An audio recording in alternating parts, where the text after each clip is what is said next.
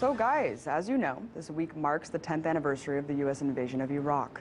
But sadly, you wouldn't know if you're just watching the corporate media, because instead of apologizing for their complicity in helping to sell the Iraq war, they're too busy beating the war drums for the next two.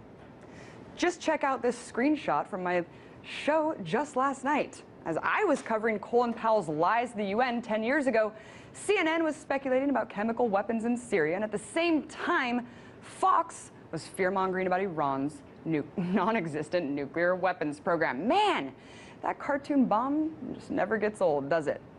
But in case you've been tuned out, let me fill you in. Take a look.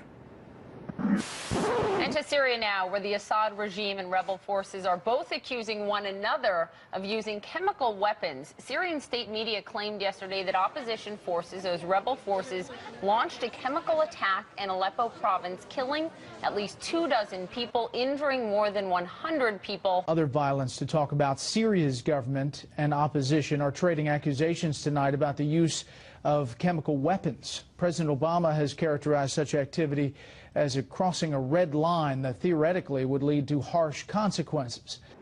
But of course, the latest hot topic is an all too familiar one: chemical weapons.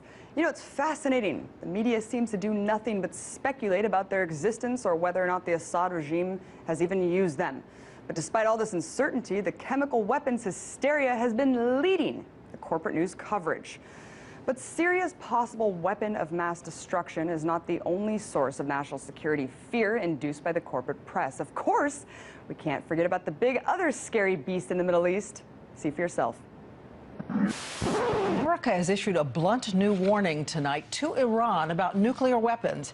And ABC's chief global affairs correspondent Martha Raddatz is in the Middle East to tell us what happened tonight and what it means. On Iran, international sanctions are affecting the Iranian people, but not impacting the nuclear program. The sanctions are having a huge impact on Iran. At least to this point, it is the sanctions thus far have not induced a change in Iranian government policy. There may be some disagreements on how far Iran is along, but on the fundamental question, do the Israelis trust that President Obama would, if necessary, use the military option? He says they're shoulder to shoulder.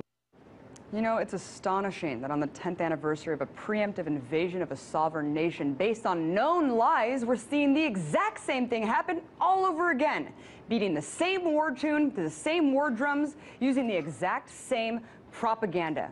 And in the rare instances of the media admitting their complicity in bolstering the Bush administration's unfounded claims about Iraq, they simply say, we were all duped, the American people and us, and we're sorry. But perhaps the biggest weapon of mass distraction of all is that we weren't all duped. Just think back to the millions of people in this country and around the world that mobilized the biggest anti-war opposition since Vietnam prior to the Iraqi invasion. But they didn't listen. The truth of the matter is that the media wasn't hoodwinked at all. It had a set agenda to fill, the agenda of war. And in a society that runs on perpetual warfare, the corporate media functions as nothing more than an apparatus in which the wars can be sold. Let's not let them get away with it again, because they can't keep selling it if we're not buying it.